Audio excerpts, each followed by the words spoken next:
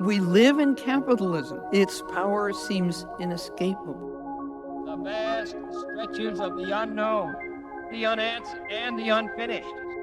Resistance and change often begin in the art of words. Not because they are easy, but because they are hard. The voices who can see alternatives to how we live now. The realists of a larger reality. Welcome to the Cosmic Co-op.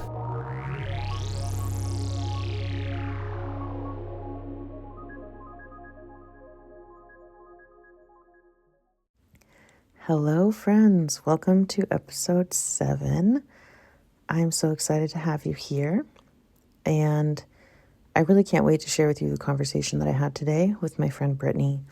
She is a channeler, a fear alchemist, a cancer survivor, just an inspiration to me, really. We had a really wonderful conversation about fear alchemy and what that means, what fear really is, how capitalism weaponizes fear against us, the overlap and inter between grief and fear and shame, and how we can actually work with the emotion of fear in a really healthy and generative way that doesn't involve avoidance and doesn't involve completely given into and being consumed by fear. I don't want to take away from Brittany's wisdom that she's going to share with you. We'll get to that in just a minute. But I wanted to check in, see how it's going. There's obviously a lot to fear right now.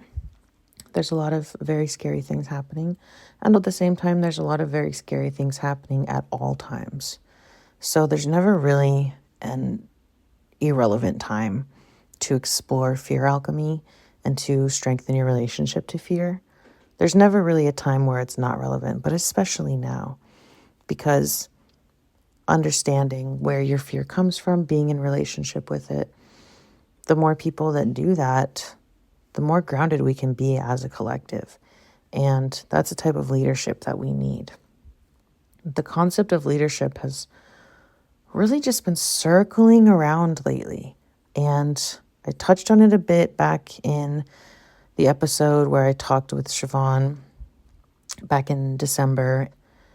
It's come up in a lot of conversations in the months since then. There's a lot of fieriness happening in the astrology of the moment that's, I think, reflecting this. It's revealing a gaping hole in our need for leaders. And this is a tricky thing to talk about sometimes in the context of late-stage capitalism, because a lot of us are raised to be leaders, especially in the United States. That whole exceptionalism thing that's drilled into us pretty much from the womb. We're all raised to be leaders. We're not raised to think of being a follower as a first choice or a best choice. But that's a really individualistic way to raise our children, right? If everyone's a leader, nobody wants to be a follower, then the people who eventually do become followers, they're going to feel what? Shame and resentment about it. And it can take a lifetime to undo those things, those feelings, and it can really keep us trapped in one place.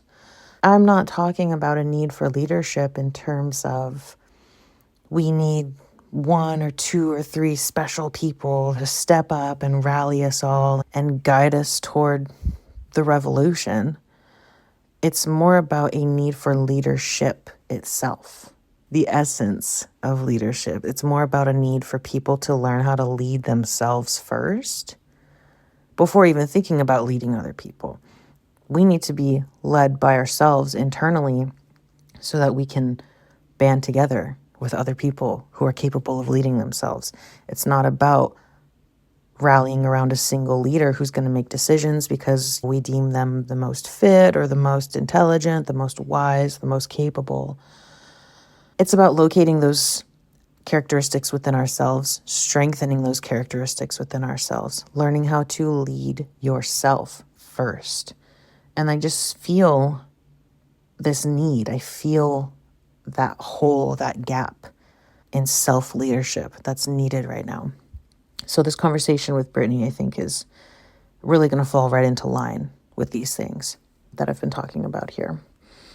Because a good leader, whether they are leading themselves or other people, has to have a good relationship with their fear. That doesn't mean they don't feel fear. That doesn't mean that they don't get scared, but they have a good relationship to fear and a way to work with it, to communicate with it, and transmute it if need be.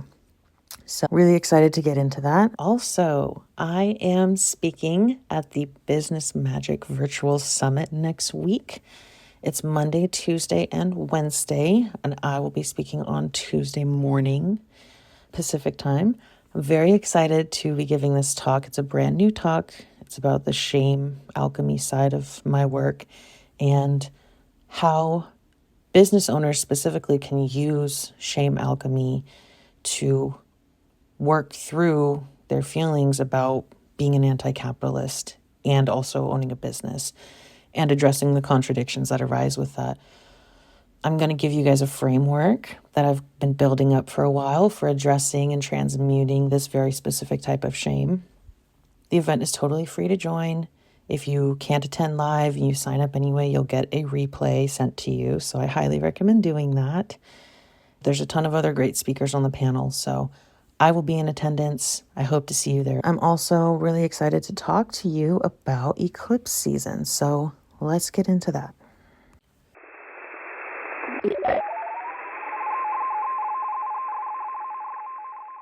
So we are here. We are officially in eclipse season. I think everybody's nursing their eclipse hangovers today because the lunar eclipse in Virgo was just last night.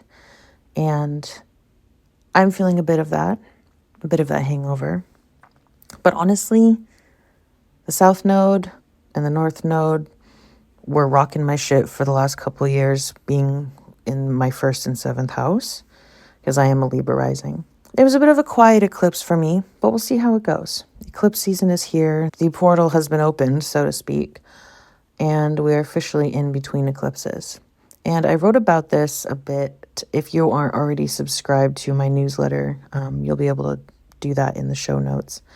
But I wrote about this a bit on my newsletter last week. Eclipse season is a rupture point that happens twice a year. It is cosmically chaotic, and it usually reflects chaotic happenings down here on Earth, surprising things happening down here on Earth. There's a power in micro disruptions. The issue that capitalism has, or I should say the issue that I have with capitalism, is that critiques of capitalism, movements of resistance against capitalism, if they become too popular, they become too trendy, they become profitable.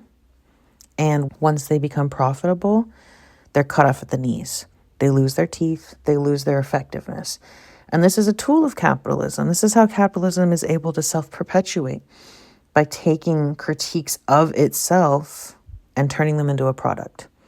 That's what commodify means. Commodify means to take something that was not previously bought and sold, that did not previously have a monetary value assigned to it, and assigning one, and putting it into the market as something that can now be bought and sold. So capitalism commodifies resistance. It commodifies its own critiques. Film and television is always a really good example, a really easy place to look for these things because it's the spectacle and it's Jupiter constantly telling us how to perceive society and what's right and what's wrong. Plato's cave, blah, blah, blah, blah, blah, shadows and whatnot. But the point is, film and TV are a really good way to locate and notice where critiques of capitalism become commodified or reduced to a joke or a trope or something like that, right? It's really easy to notice these things once you start looking for them. What I propose is micro disruptions, things that aren't necessarily popular or trendy or flashy or loud. It's not going to get a lot of attention, and that's what you want, but it still causes disruption. There's many different ways you can do this. I've listed some examples in the article that I wrote, but truly there's thousands of ways that you can micro disrupt systems of oppression. And it doesn't always have to be, breaking the rules, if you're somebody who's really conscious of not getting in trouble with the law, because there's lots of valid reasons for that. I personally can't do things that would get me in trouble with the law or place me at risk of being arrested because I have a child that I like to come home to every night. So we're not here to police the way that people do their micro disruptions. But it's important to find your micro disruptions, find what's accessible to you, find the very small, not profitable, not trendy, not flashy ways to throw a wrench in the system and do that. This requires some creative thinking because solving problems always does. Problem solving is a creative process. While we're here in eclipse season, while things are chaotic, while we have our double retrogrades happening in Aries, Mercury has now officially stationed retrograde in Aries, joining Venus, who's been there for a little bit. There's a lot of chaos down here on Earth, and the stars are reflecting that. Your place in that chaos is to try to wield it for the greater good. If the chaos is here and it's here to stay, and we can't really expect it to resolve itself anytime soon, then your job is to throw a wrench in the system whenever, wherever, however you can. And like I said, again, this doesn't have to be breaking the law, it doesn't have to be breaking the rules. It can be really small things. Going back to using cash when and where you can is a really good example of economic resistance. It resists surveillance because cash purchases are obviously harder to track than electronic purchases. And it keeps money out of the hands of these credit card payment processors who are constantly leeching money from businesses and from customers like us. That's just one example, but this is what I mean, that disruption can be something that is done on a micro level, does not have to be putting yourself at risk of encountering the law, and it can be done over and over again. It's just up to you to figure out what that is, to try, to be ready to fail, to admit that you don't know things or that there's more that you need to learn before you can be effective at something. The eclipse that we just had was the first on the Virgo-Pisces axis. We had the full moon in Virgo, and Virgo is very much about tending to what can be tended to in order to refine and perfect, and not just refine and perfect the product, but to thus in the process become refined a bit yourself. So you will become refined in this process. You will start to figure out what disruptions work for you, which ones feel good for you, and which ones are the most effective. But you have to try. You have to be willing to try. Virgo gets a rap as being a sign that's not about imperfection. I think that's wrong, because the only way that you can achieve perfection is by failing over and over again many times, by going through imperfection repeatedly. With all that being said, let's get into this conversation with Brittany. I can't wait to share this with you. I think it's going to tie together a lot of things for a lot of you when it comes to fear and what's actually available and accessible for you right now within your body to start resisting capitalism. Let's do it. When you first told me about fear alchemy, I was like, that phrase sounds so compelling to me, and I felt like I immediately understood it, but I also immediately wanted to know more. I was like, Sure. immediately, I think you and I talked briefly about this too. I've referred to some of the work I do as shame alchemy, which feels similar, but fear is so much, I don't know, I guess scarier, bigger and scarier. So I'm excited to hear about your process, how you arrived at fear alchemy. If you maybe at some point want to share, we can just let the conversation flow. But I was thinking at some Totally. point, if you wanted to share a bit about what happens in a session with you, if that is something that comes up for us. But Cool.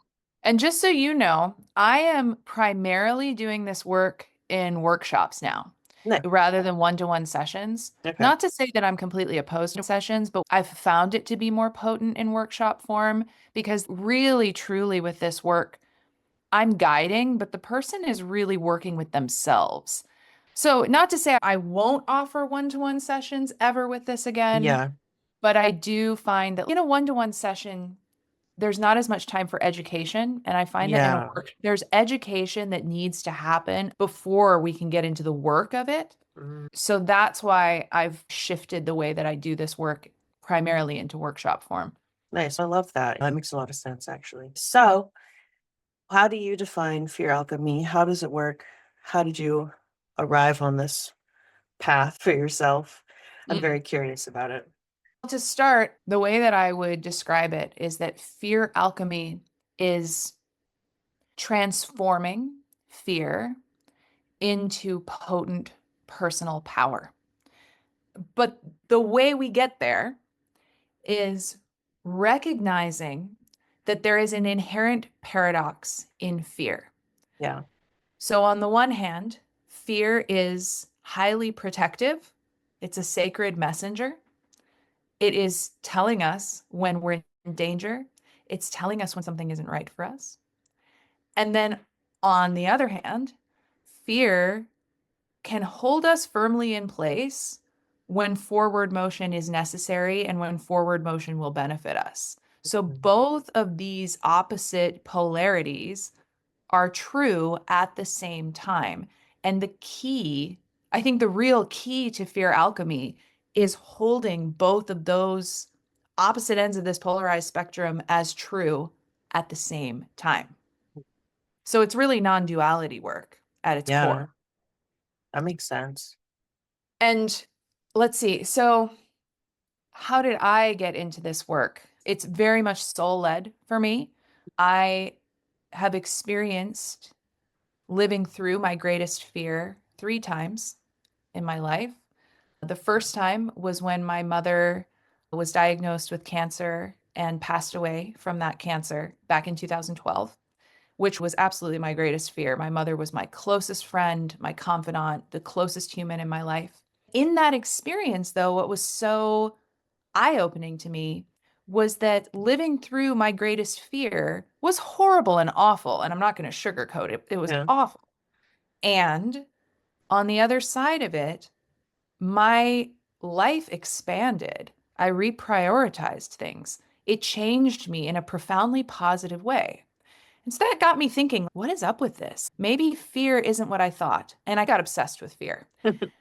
And then 9 years later, from my mother's death day, almost to the day, I was diagnosed with cancer, which was, as you can imagine, my greatest fear. Yeah. Again, totally terrifying. And it was through that experience of my own cancer journey, my journey through treatment, and all of the terror associated with that.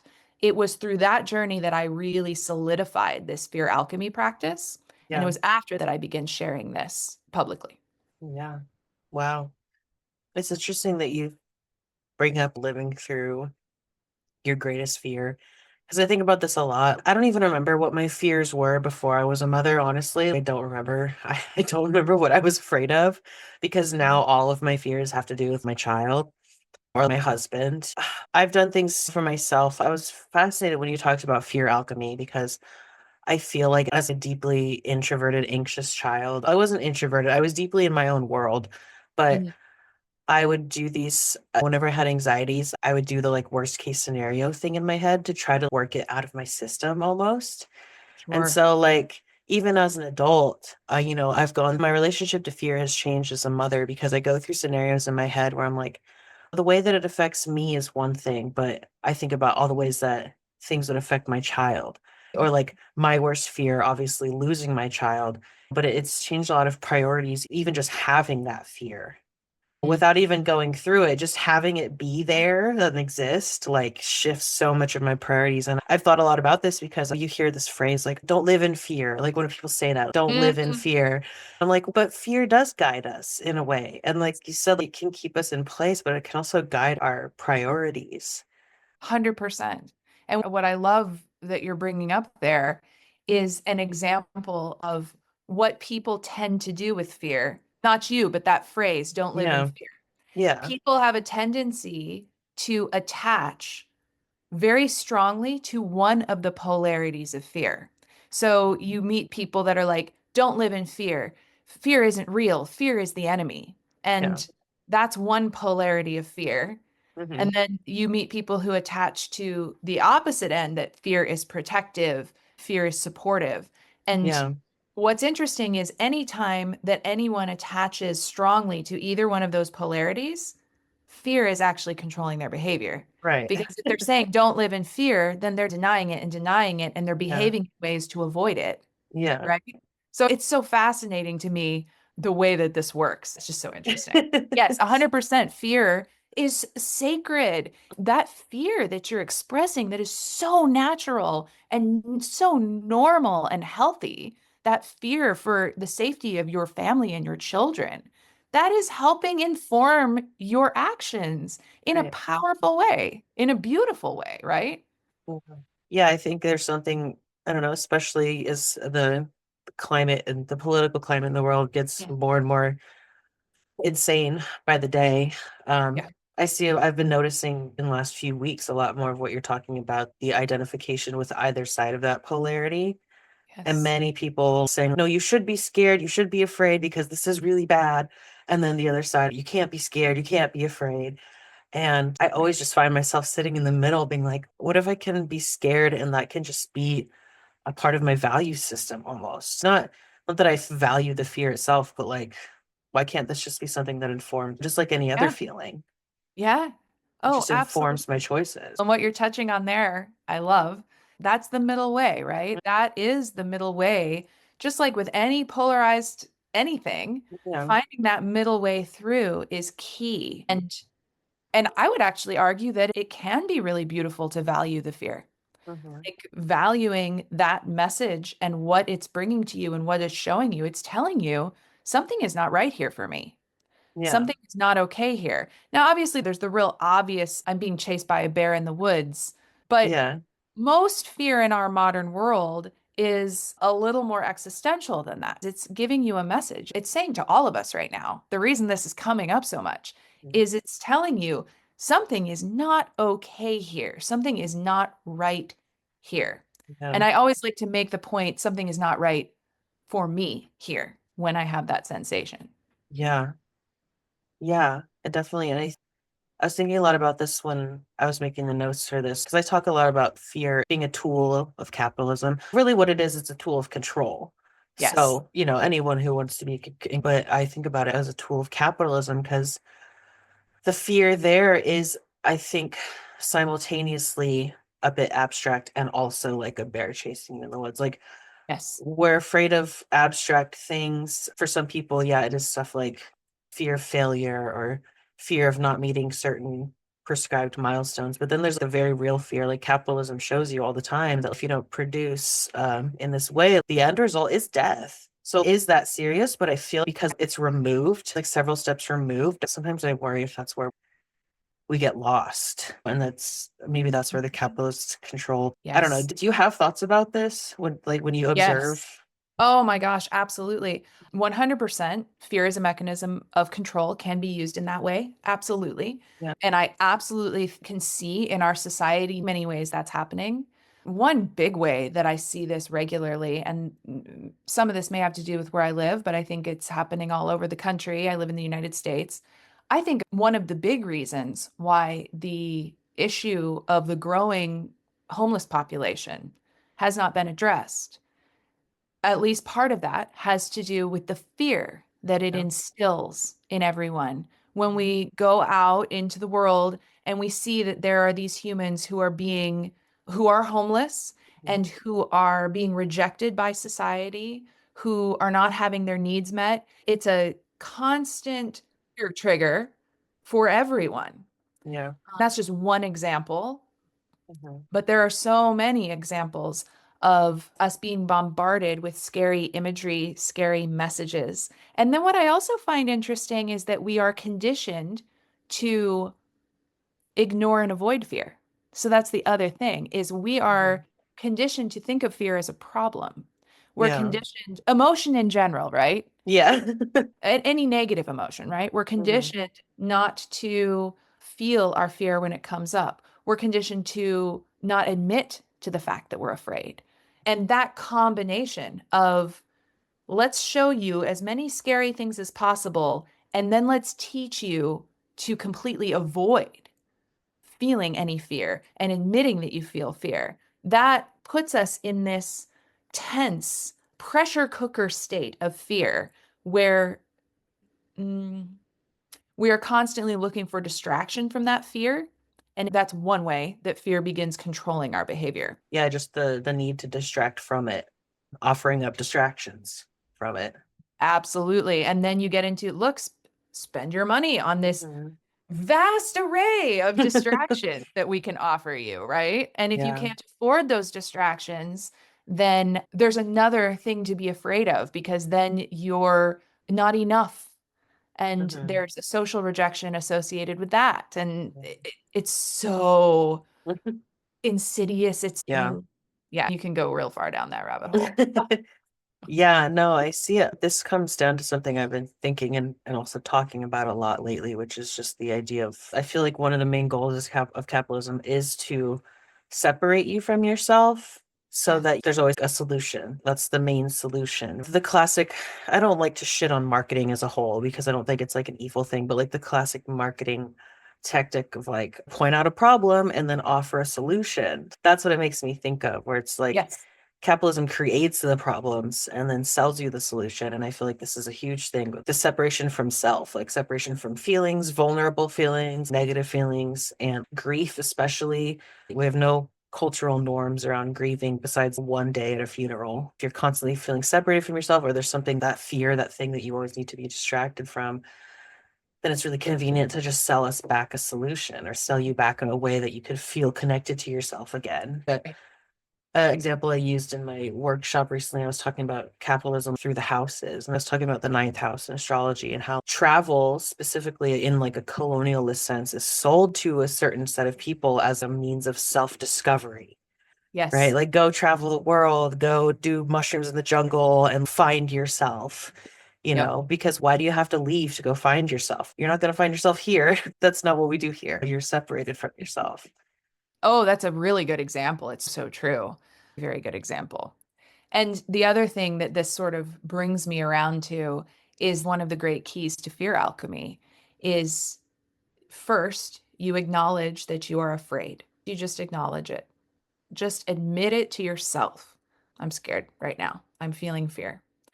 That alone is revolutionary for a lot of people, just that step. And then the next step is allow yourself to feel that fear.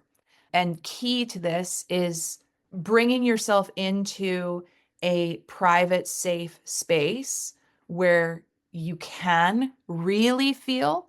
And by really feel your fear, let it come out. Cry, scream, punch, whatever vigorous exercise, going for a run can do this, but really letting yourself feel that fear. That is the next key. And that is an act of rebellion in itself, to allow yourself to feel to really feel that fear. It is so powerful to give that to yourself. It's huge. It's huge.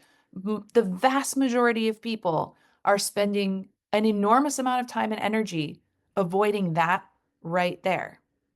Just avoiding the full feeling of fear. It's huge. Yeah, it's huge. And I don't know, I've been noticing a lot more people turning towards stuff like grief work or fear, in general, leaning more into these quote unquote negative emotions because we're not taught how to process them. I'm talking in terms of general white American blanched culture. There's no real systems, there's no real expectations around how to process these things. Even when you were talking about it, I thought about sitting with my worst fear, and I'm like, no, I don't want to do that. It's like Totally. Immediately I was like, no, thank you.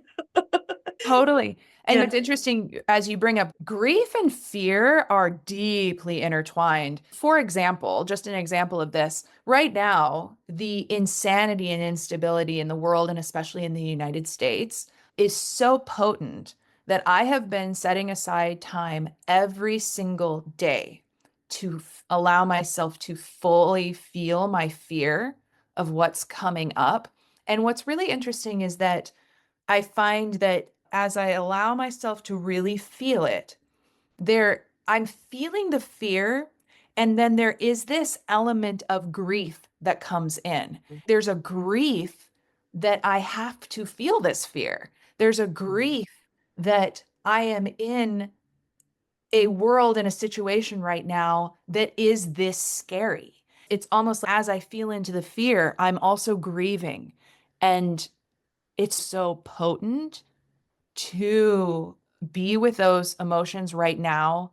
I'm sure, especially if everyone that lives in the United States is experiencing some fear around reality right now. And just setting aside, boy, 15, 20 minutes a day to really truly feel and release what's coming up is so powerful. And then the beauty of this is you release, you cry, you scream, whatever it is, however you want to do that. Sometimes I punch pillows like hard, Yeah. like my poor pillows. But Yeah. as you do that for a little while, sometimes I give myself longer. Sometimes it's half an hour, 45 minutes, an hour. It just depends on where I'm at.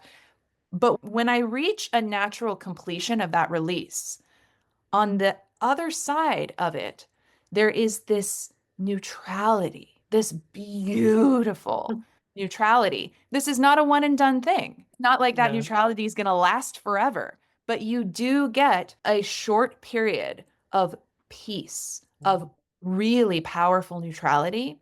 And it is in that place that you can check in with yourself about decisions that need to be made.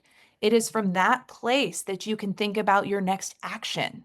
It's from that place that you can actually open up to your intuition, your higher Wow. self, and receive supportive information that you can't receive that when your fear, when the volume of your fear is really high. I always say, when the volume of your Yeah. fear is really high, you can't hear the whisper of your intuition or Yeah. your world. That makes sense. I was thinking, I'm glad that you brought up that, especially when it comes to decision making, because I've been thinking about this whole idea of making decisions out of fear or fear-based decisions. And for a while, I've not really understood.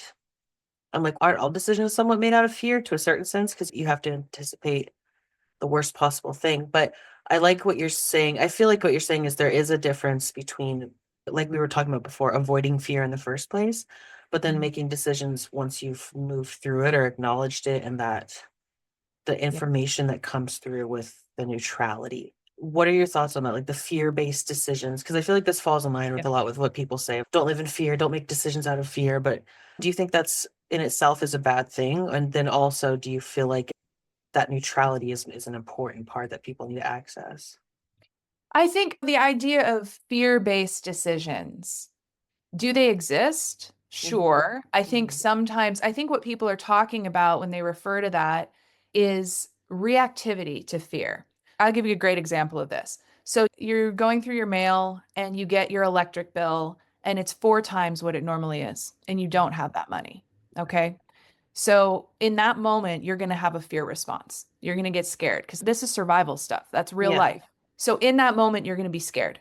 You're going to feel fear. So you have options in that moment.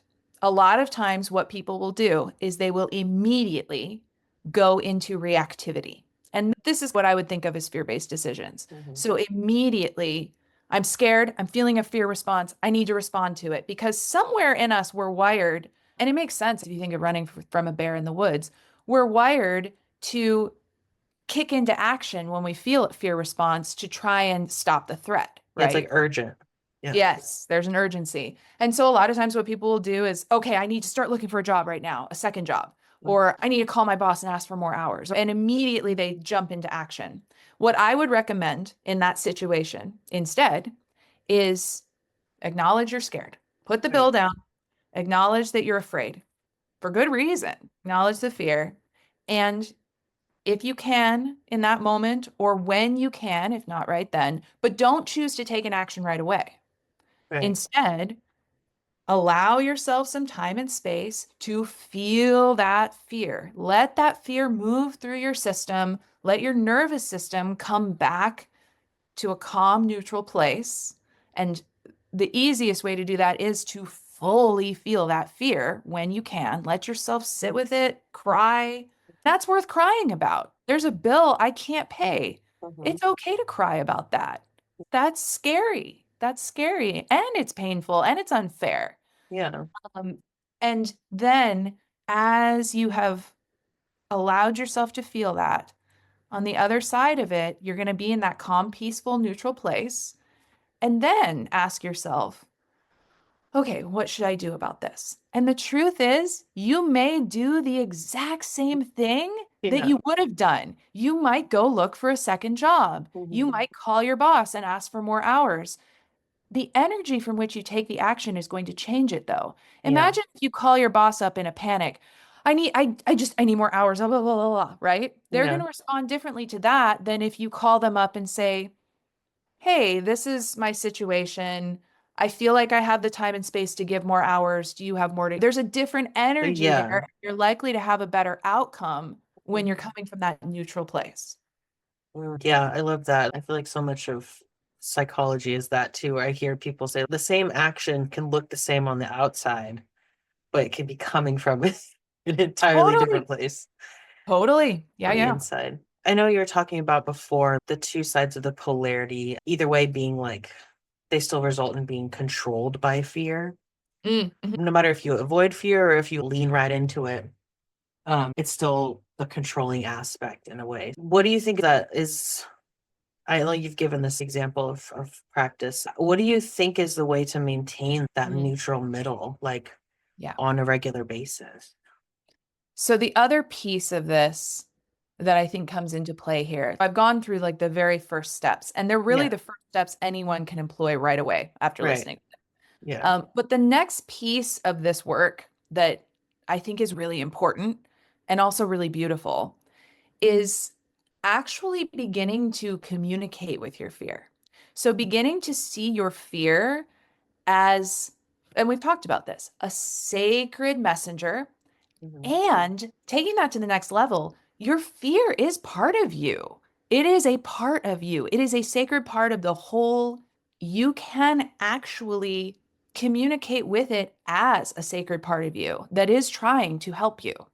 And so there are different ways to do this. The way that I usually guide people through this, I do a guided visualization when I teach these workshops, Yeah. but you can do it for yourself. You can literally close your eyes, and I do recommend doing this once you're in the neutral space. Mhm. So you've felt your fear, and now you're in that calm, peaceful place. You can close your eyes, breathe, and actually ask, you can out loud or in your mind, I would love to speak with this fear, this specific fear, because it's going to be different for every fear in your life. But ask to speak with this fear and literally ask it. Ask this part of you, why are you here? What are you trying to protect me from? And what do you need from me? This is key. And asking without judgment or censorship, like really genuinely curiously wanting to know, what do you need from me? Fear, and then honoring what it says, what your fear tells you. And all kinds of different things Mhm. can come through here. In my own experience, when I was going through my cancer journey, I did this and I had my fear ask me for a whole wide variety of things, from checking in more often to taking a hot bath to very like tangible actions in my life. Yeah. Um, but the beauty of this piece of the work is that you're forming a relationship with a part of yourself that you have previously denied. Yeah. And that relationship gets stronger and stronger the more you do this. And you begin to be less afraid of fear itself. Right. And when you're less afraid of fear itself, you begin to know that you can handle whatever life throws at you because you have a relationship with your fear. And so I think that this is the piece that makes this work more sustainable. You will find yourself ping ponging between the polarities less when you have this actual relationship with your fear.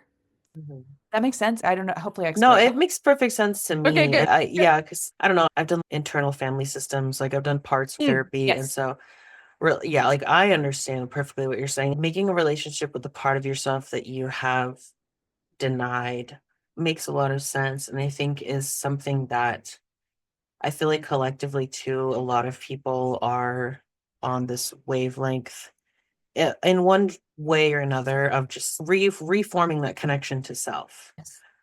working through that disconnection that is taught to us and that we're like formed by recognizing that for what it is and then also reconnecting to the self. Yeah. So yeah, I love that. I know you said before when you do workshops, things like that, the whole goal is stepping into personal power, Yeah. right? So do you feel more these days that it's more important work? What's your kind of vibe on going into 2025 with Fear Alchemy? Yes. Oh my gosh.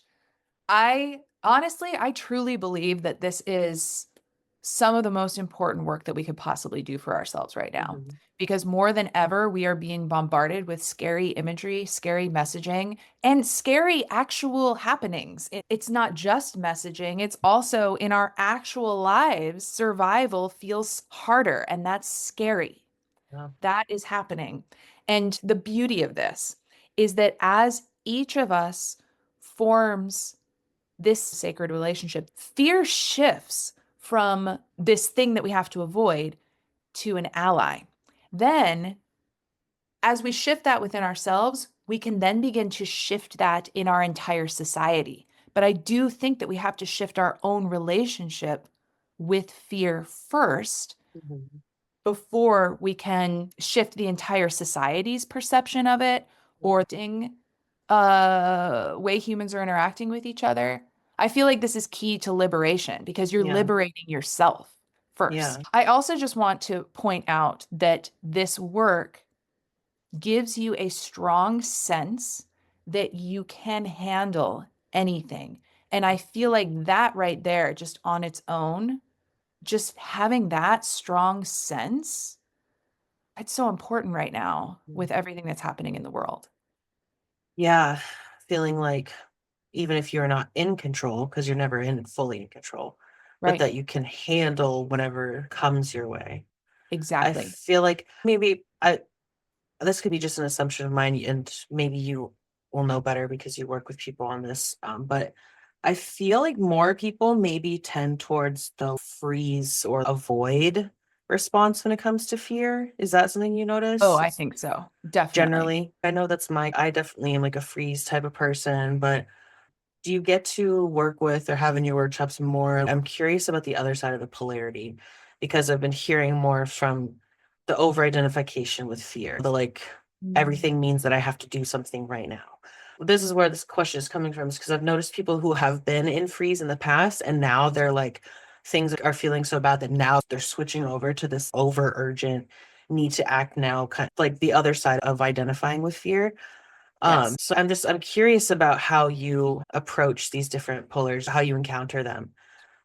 Yeah, I would say, interestingly, the people who tend to come to my workshops more tend to be people who are more on the end of avoiding. For whatever reason, I haven't thought about why that is, but for whatever reason, people who know that they're avoiding their fear tend to be more drawn to this work. That's anecdotally in my experience, that's what I've Yeah. seen. I do think that it's very common for people to ping pong between the polarities, though. I Okay. think sometimes people go into reactive, like, I need to do something. My fear is telling me I need to do Yeah. something, and then burn out on that. That constant reactivity becomes so painful that then they go into Mm-hmm. avoidance. I do think that people can ping pong between the two. And some of the beauty of this is you're finding your way between the two without having to ping pong so much. Yeah. Also, I think something that I want to be clear about is this work doesn't make fear not feel icky. Right. Fear still feels gross. Like when Yeah. I have a fear response, it does not feel good. I don't like it. I'm never going to like it.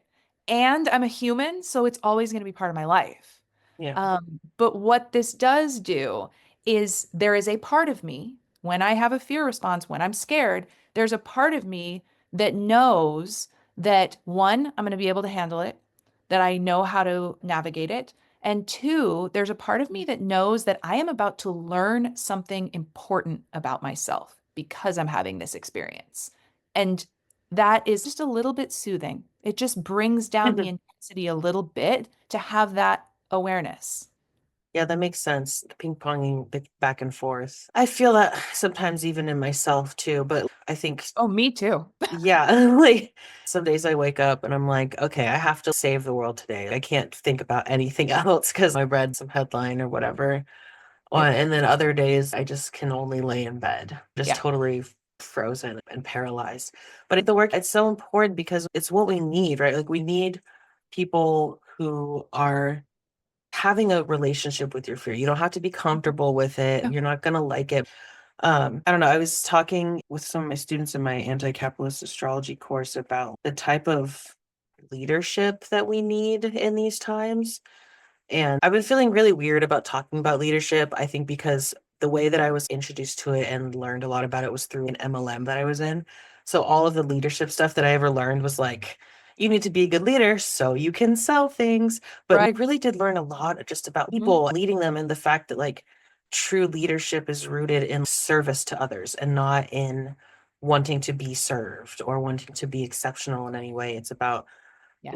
leadership through service is I feel like what we need. And in order to do that, we need people who can maintain that leadership through service when the fear is very present and real, Yes. or like the ones who can maybe alchemize fear for those who aren't as skilled at it yet and say, okay, Yeah. I feel your urgency or I feel your avoidance. But here's a way through. I feel like that kind of stuff is really important. Oh, yeah, definitely. I think it's huge. One of the greatest acts of resistance that I think we can engage in is working with our fear instead of allowing it to control our behavior.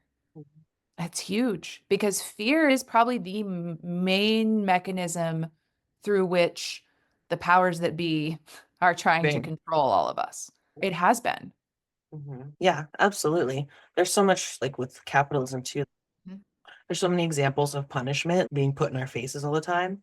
Yes. Um, especially when you were talking about the homelessness population, because I live in Portland, and when you go to downtown Portland, it's very visible and has increased in the last 5 years, the amount of people who are living outside. Yeah. And it's always struck me as bizarre in a place like, which is the liberal center of Oregon, and Oregon itself being quite a progressive state, supposedly. Yeah. And yeah, the fear-based responses people have to that. Part of it is I feel like the response capitalism wants you to have, where they're just like, I'm just gonna hustle so hard so that bad thing never happens to me. Right. Or sometimes it turns into misconstrued anger towards the people just for being the reminder, basically, for Yep. being a reminder of what I fear. Now I'm mad at you for making me think about it again. Yeah, Um, absolutely. Mhm. so I guess what I'm also curious about, if you don't mind sharing, how do your workshops go? Like what generally goes on in one of your workshops? So first, we talk about fear. We talk about what's happening in the body so that we're all on the same page about what it is. We talk about these steps of working with the fear, acknowledging it, feeling it, communicating with your fear, and then giving your fear what it needs after it's communicated that to you.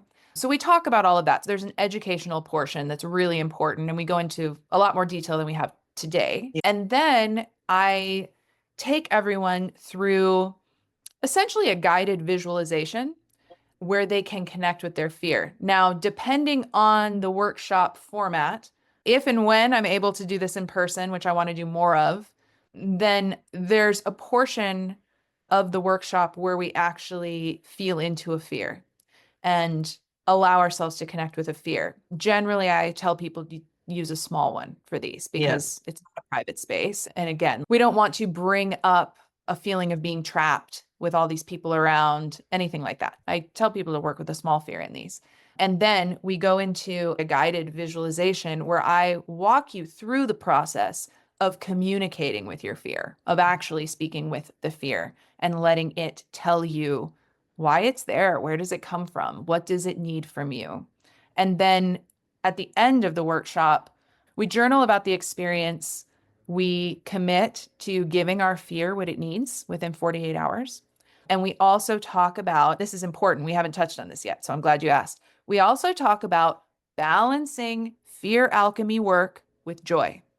So any day that you are going to do some of this fear alchemy work, like if you're going to make it a daily practice to feel your fear, You also need to make a daily practice of finding joy in your everyday, because this is heavy stuff. This Yeah. is heavy stuff. So whatever joy looks like for you. For me, it's like drinking coffee and looking at the bird feeder. A variety of things, but making sure that you are bringing joy into your day anytime that you're working with fear is really important. I love that. And that's really important too. Just in the last few days, I've sort of read some internet discourse around this idea of joy as resistance. And some people were not knowing the roots of that movement or not knowing that it came from the mind of a Black woman. Were like, I just don't think joy is enough anymore. And I was sitting with that because I sometimes feel like that too. Where if I'm cultivating joy in my life, there will sometimes still be the moments of the voice in my head that's saying, like, this isn't enough, right? Like, you're feeling joy, but you're not doing enough. Just feeling joy is not enough. And Sure. I respond, I'm like, I agree that this is not enough on its own. Just partying your way through whatever's happening. Yeah, sure. Because that's just another form of avoidance. But it has felt to me more like a video game health bar where I'm like, if I've been doing too much of the fear and now I've got to get back into the joy. And then Yes. and then not letting the joy get too far into avoidance or escaping what I'm feeling. So I love that you brought that up. And I love that's something you remind people to do too, because that would be my concern, guiding people through all of this work and sending them out the door. Okay, basically equipped and okay. I imagine there's probably some sort of an adjustment period if you start doing this work regularly too. Yep, definitely. There's a period that most people experience, that I certainly experienced, when you really start acknowledging fear as a major part of your life, because you're a human and that's true for all of us. You can go through a period where it feels very sad. There's a grief associated with that, where it feels sad. That has to be part of your life, especially if you spent a lot of your life avoiding fear. Looking at the reality of it, there's going to be some grief there for sure. I love that you brought that up, because I do to acknowledge that for people when they do this work, that you will likely feel some grief around having to do this work. Yep, Yeah. that's real. And yes, like you said, I think it is so important to balance it. Just like fear has two polarities, think of it like this. If you're doing fear alchemy work, you're working with your fear, these really intense emotions, then that has to have balance. You need to bring in the polarity of that. Otherwise, you're just going to drag yourself down into the depths. You have to balance that with light, play, joy. The fear work itself requires balance. Mhm. Yeah, absolutely.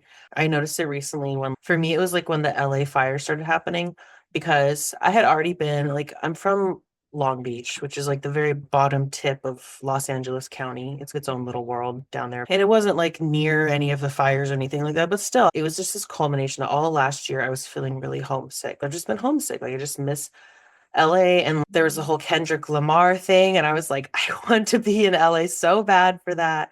And then the fire started happening, and I was just a mess. I was just randomly crying for 2 weeks. And part of it was I was like, okay, I'm feeling my grief because I know it's important to feel that and not avoid that. So I was just like letting myself feel that grief to see the place that I love on fire and all the loss. But then there was a grief under that grief that it was almost angry. I was like, I'm so mad that this is the grief I have to feel in my lifetime. Like, Yeah. it was anger, which is a type of expression of grief for me, like usually comes out as anger. But I was mad, and it was so weird because I had nobody to be mad at either. It's just, oh, that anger somewhere, and recognizing that as a type of grief. But it was because it was one of my fears, right? Growing up in California, fire is like a part of life, but it's one of those things where it doesn't happen to you until it happens to you, or it happens to a place that you love and you watch something burn down and you're like, oh my gosh, fire's even more real than it ever was before. And that was a fear for me. I didn't even know I had this fear of maybe I can never go home. Like, maybe I could never live in California again. Maybe it's just never going to be hospitable for me.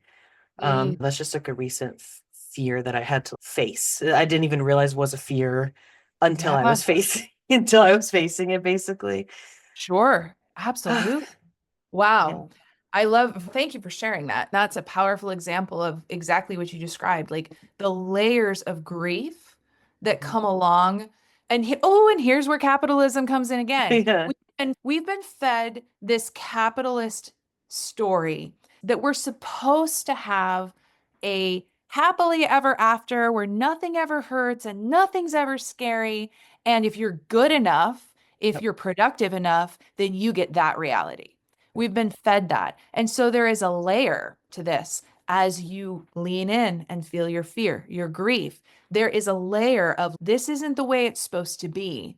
And grieving the reality that story doesn't exist. It's not real. It's a Yep. lie. So that's Mhm. another layer of grief that comes up for Yeah. sure. Yeah, absolutely. It's so true. I was thinking about this a lot because LA is on fire and we know that there's rich people there and that's whatever, but it's not that anybody deserves to have their house burned down.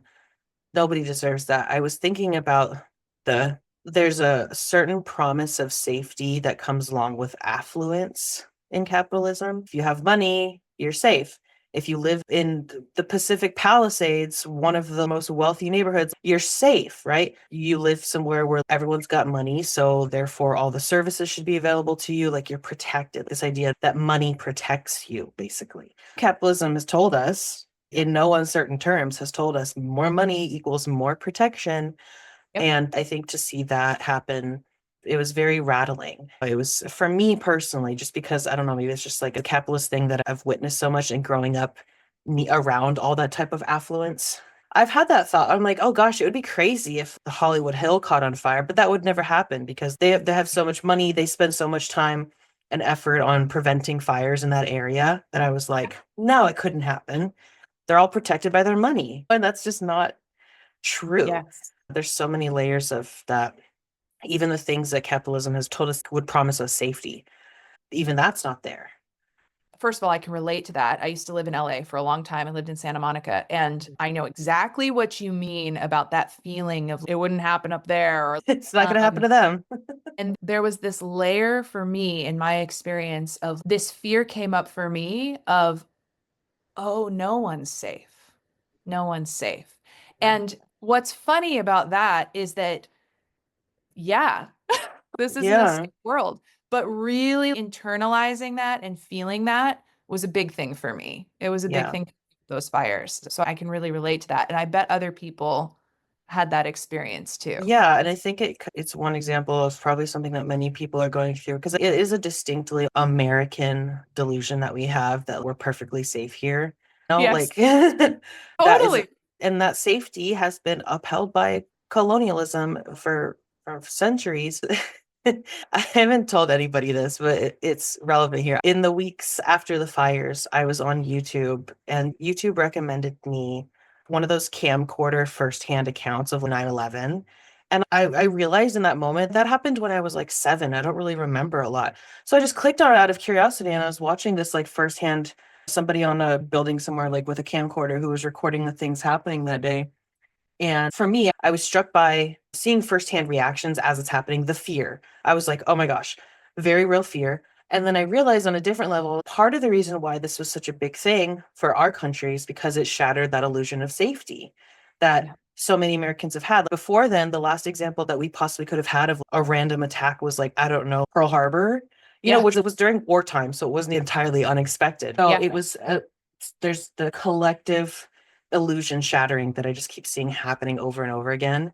Yes. And my husband was like worried about it. He's like, why are you watching that? Like, are you okay? Because he knew I was grieving. He'd seen me crying about the fires and like he knew I was not doing okay. And I was like, I promise this isn't like anything you need to worry about. I'm just like connecting with fear right now. And he was like, okay, that doesn't make me feel any better. Oh my you know? gosh. I love that you used this example and brought this Yeah. up because there is a real power in what you're describing. There is a Mhm. real power in when it feels right and Mhm. when you feel drawn to it. Yeah. There is a power in leaning in to Mhm. your fear in that way. And it's a fine line. I don't recommend this to anybody at a very So, specific place to be doing that, mhm. but You don't want to go into the rabbit hole of doom scrolling. mm, But there is a certain sensation that sometimes will come up where you may feel called when you begin this work and when you get into this work. You may feel the sensation of, I feel like I want to go a little deeper with this. And that sometimes the thing to do is to watch or take in something that is allowing you to lean into that fear a little bit more, which is what you were doing there. It can actually be quite healthy in helping you to feel it and move it through you. Again, though, using discernment around that. It has to be temporary. I did it for a couple days. I watched Exactly. that, and then there was the YouTube algorithm too, which is part of it. It kept recommending me things. So then I was watching like accounts of the tsunami in Japan that happened in like 2011, Yeah. because there was a lot of people who filmed that. And then I watched, oh my God, it was the Dale Earnhardt crash. I don't know why, but that I watched that because again, it was something that happened when I was a child and I knew that it happened.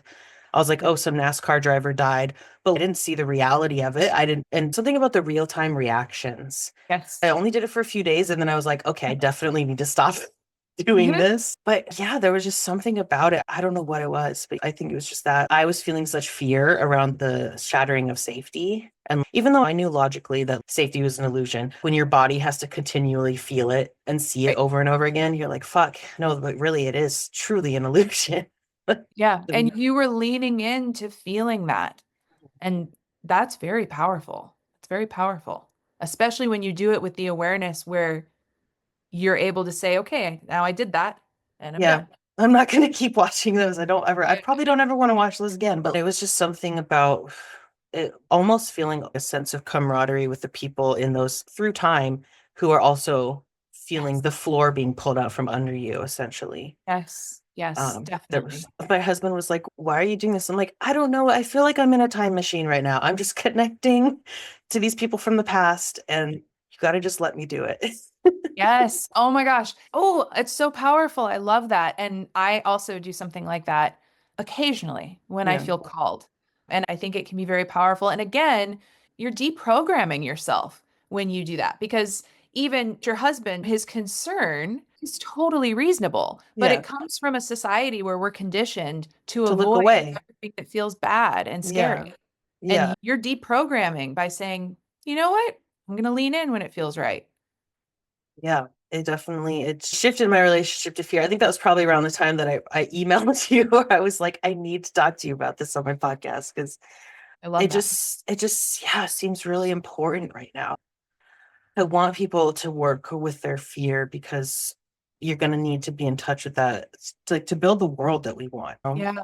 Yeah, absolutely. Because there's going to be a lot of scary steps. Mhm. Yeah, it's not easy. So your workshops are mostly virtual, but you like to do them more online. How often are you doing them? I just taught one last week, actually. Up to now, I mostly do them in private group programs. That's mostly where I've done them. Hopefully, fingers crossed, I'll be doing some in person in the next 6 months. We'll see. I've got some feelers out to make that happen. But for now, like if someone's listening and they really want to dig into this, I have a pre-recorded workshop, donation based. So no one gets turned away for lack of funds. If you don't have money for this, you just enter $0, you can get it. It's my basic standard workshop, Alchemizing Fear. That's available right now. You just register and you get a recording of it. So if someone's listening and they want to join in right now, that would be the way to do it. Otherwise, I always announce when I'm going to be teaching one, either on my Instagram or on my email list. Thanks. Nice. Yeah, I'll have all your information in the show notes so people can reach you. But yeah, thank you for doing this with me. I really do. I think your work is so important. And I love that you do it. I love that our paths cross so that we could talk about it because I'm getting more into shame alchemy is the thing that I'm working with specifically with like business owners. And part of the routes I've had to go down when planning this out was like with fear. I was like, there's something here with this too. It plays into shame. So yeah, they're similar but different. Oh, definitely. Thank you so much for having me. I love what you're doing with this podcast. And I so appreciate you having me here to talk about this because I do feel so strongly that this is so important. So the more this message gets out for people, the better. So thank you. Thank you. Thank you. The more people hear this message, the better. I do agree with that. And you know what? Let's proselytize a little bit.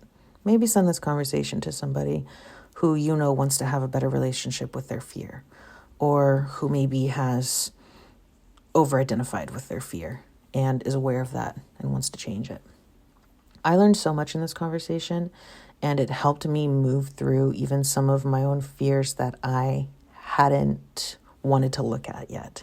It gave me a framework for how to start addressing them and communicating with them and building a relationship with those fears. So this conversation is worth hundreds of dollars to me, and I'm so blessed to share it with you. Brittany, like I said before, is a wellspring of wisdom, and I so appreciate her sharing not just what she does with us, but why she does it, and sharing with us the type of fears that she's had to address in her life. So I hope through this you do gain some strength. Like Brittany said, we have to find joy. I don't need to tell you that. You've heard that from a lot of people. It's not a platitude. It's not a falsehood that we need to find joy. But I also want you to find some hardiness, some strength within yourself. Yes, resilience, but that word comes with a lot of baggage. But I want you to be able to locate some hardiness within yourself. And the way that you do that is by having deep roots. Strong branches have deep roots. This means getting rooted in yourself. This means having a stronger relationship with yourself and these quote-unquote negative emotions, such as fear, shame, guilt, grief, all of those other emotions, but especially fear. It's a wonderful place to start, and I hope that you do take some of Brittany's advice with you and maybe even start putting that into practice today or in the next 48 hours. Let me know how it goes. And like I said in the beginning, if you have some free time next week, please join us for the Business Magic Summit. Ticket link will be in the show notes. It's free to join. If you don't want to get on Facebook to watch it or you cannot attend live, sign up anyway. You'll get all of the recordings sent to you from all of the speakers, including my talk. If you are hearing this prior to March 31st, there is still time to book a year ahead financial astrology reading with me to look at 2025. I am not doing these again for the rest of the year once we get to April. So if you want to look ahead, see what's going on, maybe you're planning something like a move, or you're getting married, you're getting divorced, you're having a baby, you're changing jobs, anything that's going to affect your finances in any way this year, would love to talk about it with you. Look over your chart, go over things from an anti-capitalist perspective, and figure out what the best move is, or find out what the vibes are. Find out if it's supportive for you or not. Other than that, I appreciate you being here. Please take care of yourselves. Take care of each other. Remember that fear can be your friend. And I will talk to you next time.